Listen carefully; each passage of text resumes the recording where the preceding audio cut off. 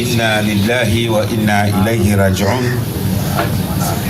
Ndio neno ambalo likitokea msiba tunapaswa kulisema kwamba yeye Mwenyezi Mungu ndio marejeo yetu wote tuliokuwa hapa.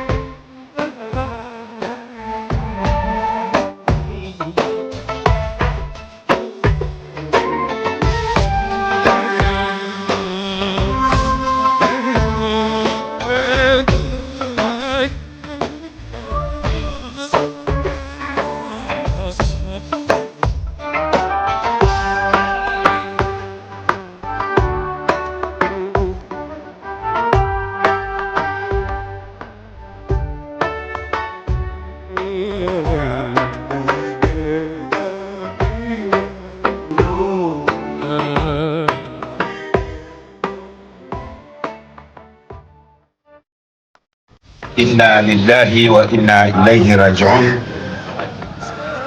Neno ambalo likitokea msiba tunapaswa kulisema kwamba yeye Mwenyezi Mungu ndio marejeo yetu wote tuliokuwa hapa. Nimemfahamu kaka Hassan kwa zaidi ya miaka 15 kama mwana diaspora, kama Mtanzania ambaye alikuwa na uchungu wa nyumbani kwake na mafanikio mengi kwa wana diaspora.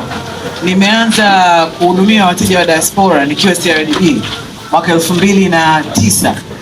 Kuanzia mwaka 2009 Hassan amekuwa na mawasiliano na mimi binafsi kama mwana diaspora, lakini kama Mtanzania ambaye alikuwa anatia uchungu katika kila kitu ambacho alikuwa anachangia. Kwa hiyo alini challenge, alinifundisha, aliniongoza na tuliweza kufanya mengi sana na Hassan. Kwenye makongamano mengi tulifanya kazi pamoja, na kama kaka yangu alikuwa anafanya kazi na mimi usiku na mchana. Hakuchoka kunisikiliza, hakuchoka kuniongoza. Nimetoka CRDB nimeenda NMB, nimeanzisha kitengo kile kile.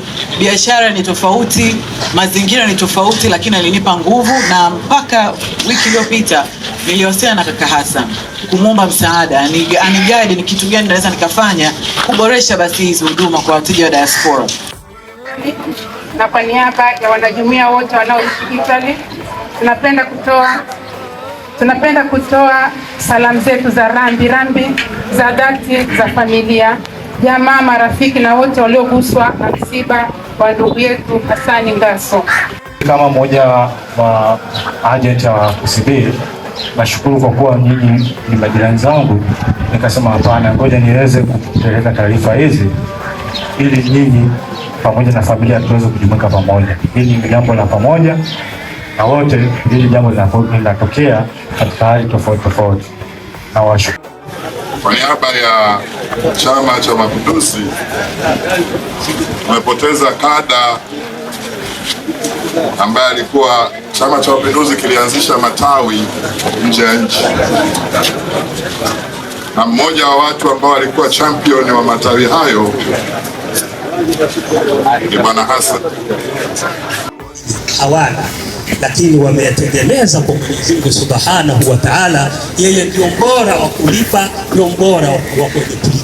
Kwa hiyo yeye ndio anejua kwamba mmeshiriki kiasi gani na mnastahili mpate nini. Kwa yale mapungufu yenu ambayo tangu juzi mmeashughulika na swala la msiba, mmeacha shughuli zenu, insha Allah Mwenyezi Mungu kwa utukufu wa siku ya Ijumaa, Mwenyezi Mungu asionekane mapungufu katika shughuli zenu. Kama wale wa sokoni, Mwenyezi Mungu awajalie wakitoka hapa, Mwenyezi Mungu awajazie kheri. Kama wale wa madukani, Mungu awajalie kheri.